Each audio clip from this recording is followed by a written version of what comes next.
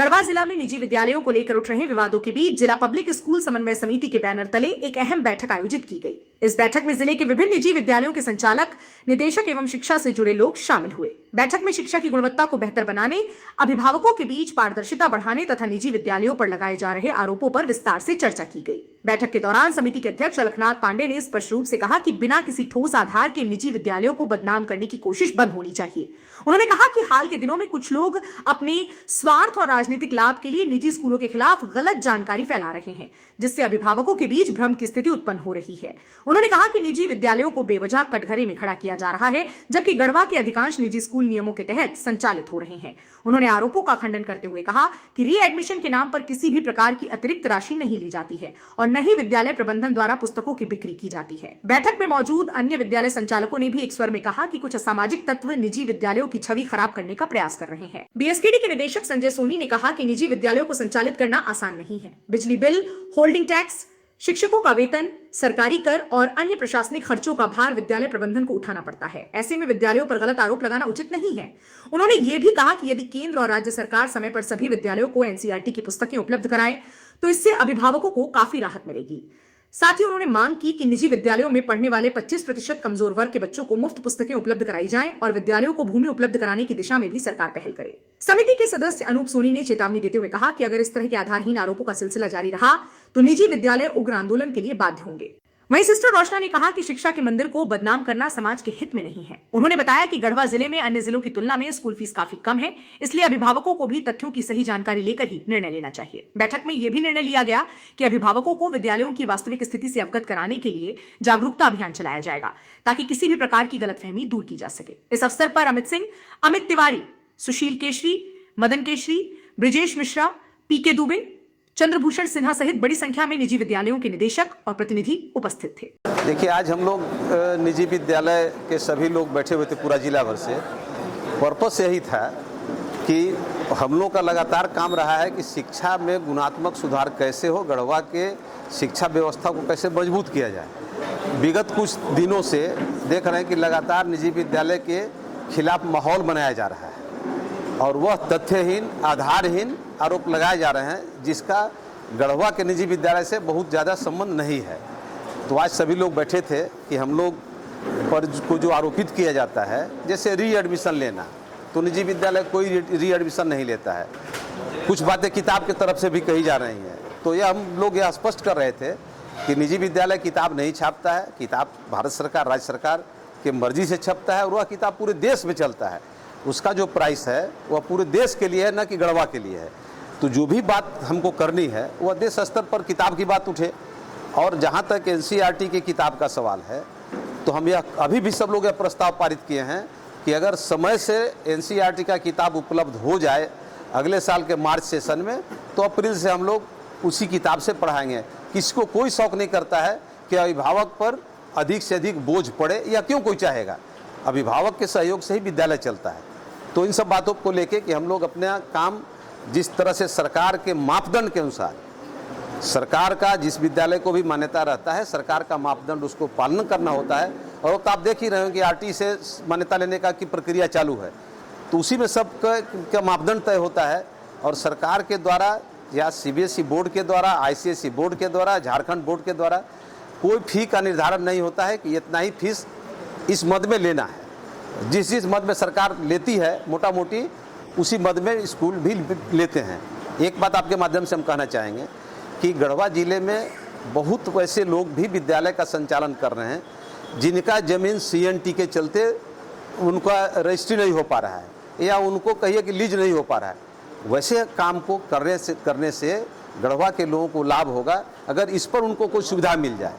तो हमको लगता है कि इससे शैक्षणिक स्तर गाँव-गाँव में बढ़ता है, बजाय इसके कि विद्यालय पर आरोपित विद्यालय को करिए। और विद्यालय के लोग तो हम कह सकते हैं कि सबसे जेंटिल लोग, सबसे शरीफ लोग विद्यालय का संचालन करते हुए कहाँ जानते हैं कि हमारे खिलाफ कौन क्या साजिश कर रहा है। तो यही सब बात के लिए कि हम लोग मिलजुल के, कितना भी दबाव हो, शैक्षणिक स्तर पर कोई प्रभाव न पड़े बच्चों पर, इसका भी संकल्प हम लोग लिए। और समय समय पर राज्य सरकार, बोर्ड द्वारा या भारत सरकार द्वारा जो भी गाइडलाइन आते हैं उसका अनुपालन गढ़वा के विद्यालय पूरा कोशिश करते हैं कि किया जाए। कुछ बातें होती हैं जिसको हम लोग तो खुद कहना चाह रहे थे। ये अब हम लगातार मांग कर रहे हैं कि सरकार अगर आरटी के तहत 25% बच्चे का निःशुल्क पढ़ाई करवा रही है तो विद्यालय को भी ज़मीन दिया जाए, विद्यालय को भी के बच्चे को स्कॉलरशिप मिले, उनको भी किताब मुफ्त में मिले। हजारों किताब बर्बाद हो जाते हैं, अगर उसको भी निजी विद्यालय के बच्चे को दे दिया जाए, वो भी तो इसी समाज के बच्चे हैं, तो हमको लगता है उससे ज़्यादा बच्चे को भला होगा। क्यों कर उन पर बोझ पड़ने जाए, और बोझ किस पर पड़ रहा है। अब रही बात की हर साल विद्यालय का कुछ ना कुछ फी बढ़ता है। आप बताइए, अगर महंगाई बढ़ रही हो, सुविधा देना हो, तो कहाँ से विद्यालय दे? इतना टैक्स देना होता है। एक भी तरह के टैक्स में, चाहे वह ट्रांसपोर्ट में हो, होल्डिंग टैक्स में हो, बिजली में हो, या अन्य तरह के जितने टैक्स लगते हैं, किसी भी टैक्स में कोई रियायत राज्य सरकार द्वारा या केंद्र सरकार द्वारा निजी विद्यालय को नहीं दिया जा रहा है। हम तो आपके माध्यम से अभी मांग करते हैं कि वह सुविधा भी मिले। खर्च आखिर अगर जो सरकारी विद्यालय में बच्चे पढ़ते हैं उस पर भी तो आम आदमी का ही टैक्स से विद्यालय चल रहा है, तो उनको सुविधा मिल रही है। अब अगर यह सुविधा निजी विद्यालय को मिले तो शायद निजी विद्यालय फी भी न ले। हम तो यह कहना चाहते हैं कि सरकार निजी विद्यालय का टेक ओवर कर ले। सरकार कोई 1 रुपया फीस नहीं लेगा, क्यों कर लोग फीस लेके और इतना माथापेची करेंगे। लोगों को यह समझना होगा कि आज इसी गढ़वा के बच्चे, चाहे वह बाहर जाके बनारस में, कोटा में, रांची में, पटना में, दिल्ली में रह के और लाखों रुपया खर्च कर रहे हैं, वह सुविधा गढ़वा में अपने माँ बाप के साथ रह के बच्चों को यहाँ मिल रहा है। कृपया इसको परेशान और डिस्टर्ब न करें। वैसे सभी लोगों से आग्रह है, जिनको वो ज़्यादा लगता है वे विद्यालय से आग्रह कर सकते हैं। ऐसा बहुत सा विद्यालय है जो कि बहुत बच्चे को आरटी के अलावे भी मुफ्त में पढ़ाता है। हर आदमी को जो विद्यालय चलाता है उसको बच्चों से लगाव होता है, वह बच्चे को, अभिभावक को अपना दुश्मन नहीं मानता है। क्यों दीवार खड़ा करने का प्रयास लोग कर रहे हैं। हमको लगता है कि हम सबसे अपील करेंगे कि सकारात्मक सोच के साथ गढ़वा को आगे बढ़ाइए, और एकमात्र मानव संसाधन ऐसा माध्यम है जिससे सभी जगह का विकास संभव है। लड़ाई झगड़ा से या अन्य चीज़ से विकास संभव नहीं होगा। गढ़वा के लोग बहुत वर्षों बाद जब अब पढ़ाई की तरफ आगे बढ़ रहे हैं, आज यही निजी विद्यालय की देन है कि हम लोग यह बड़े गौर से कहते हैं कि हमारे यहाँ के बच्चे IAS IPS हो रहे हैं, इंजीनियर डॉक्टर हो रहे हैं, जज हो रहे हैं, पायलट हो रहे हैं, CA हो रहे हैं, या गांव-गांव से लड़के JPSC BPSC कंप्लीट कर रहे हैं। इनको सहयोग करिए आगे बढ़ने में। या आप कभी उनके पास जाके पूछिए कि निजी विद्यालय का कितना योगदान है। IT सेक्टर में हजारों लड़के लड़कियाँ काम कर रहे हैं, मेडिकल के क्षेत्र में काम कर रहे हैं। कभी उनके बारे में सोचिए कि अगर निजी विद्यालय नहीं हुआ होता तो कहाँ पढ़ते हो। हम सभी से अपील करेंगे कि हर जगह लड़ाई लड़ने का, राजनीति करने का बहुत जगह है। हम भी तो राजनीति करते हैं, लेकिन कभी यह नहीं कह सकते कि अपने शैक्षणिक माहौल में हमको यह आज मीटिंग करने में भी कैसा लग रहा है कि आप मीटिंग हम लोग हमेशा करते हैं, भाई बच्चों का खेल कूद कैसे बढ़िया हो, इनका स्कॉलरशिप में अच्छा करें, इनका कल्चर प्रोग्राम में अच्छा करें। तो यह गढ़वा के विकास के लिए यह ज़्यादा जरूरी है। एक बार फिर से इस उम्मीद के साथ कि शिक्षा के क्षेत्र में काम करने वाले लोग निर्भीक होकर काम करें ताकि गढ़वा के स्तर को हम लोग आगे बढ़ा सकें। धन्यवाद। देखिए, हम जितने बहुत ऐसे लोग हैं जिनको जब पीड़ा होती है तो आदमी अंतिम हद तक जाने की बात करता है। आप देखे होंगे बहुत से हमारे साथी हैं या बहुत दिन से यह बात कर रहे हैं, लेकिन व्यक्तिगत रूप से हम शिक्षा के क्षेत्र में काम करने में विश्वास करते हैं। लेकिन अगर आपके ऊपर पड़ जाए तो किसी भी तरह का डिसीजन लेने के लिए स्कूल प्रशासन या कह सकते हैं कि स्कूल के लोग बाध्य होंगे। आज जो ये शिक्षक संघ के द्वारा जो बैठक आहूत की गई है, ये बैठक एक विशेष विषय पर था कि विद्यालय प्रबंधक को बार बार परेशान करने का काम किया जा रहा है। उनको माफिया, चोर और विभिन्न शब्दों से सुशोभित किया जा रहा है। मैं उन लोगों को कहना चाहूँगा कि हम समाज को शिक्षा देने का काम करते हैं, शिक्षित करने का काम करते हैं, माफिया बनाने का काम नहीं करते हैं। माफिया शब्द का उपयोग उन्होंने इसलिए किया है कि शायद वो खुद इससे जुड़े हुए हैं, क्योंकि कोई भी शिक्षक किसी को माफिया, चोर, उचक्का नहीं कहता है। और रही बात फी स्ट्रक्चर की, तो मैं आप सबों के माध्यम से ये जो भारत में चल रहे स्कूल हैं उनका फी स्ट्रक्चर आपके सामने रखता हूँ।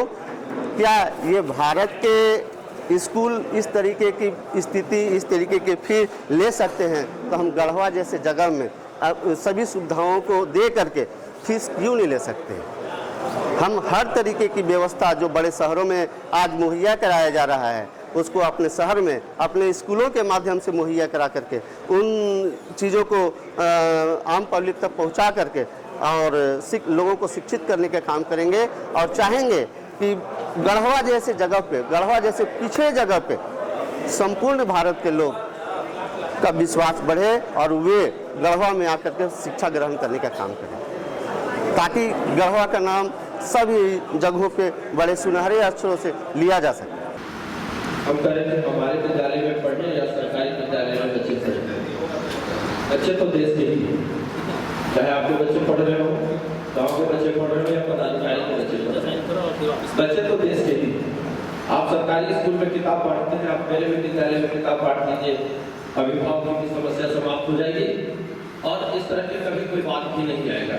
क्या जरूरत है कि हम निजी प्रकाशन के पास बस अपने हाथ फैलावे, हमें मजबूरी हो जाती है। अभी भी हम निजी प्रकाशन की ओर जाएंगे क्योंकि 9th का सिलेबस चेंज किया है सरकार ने।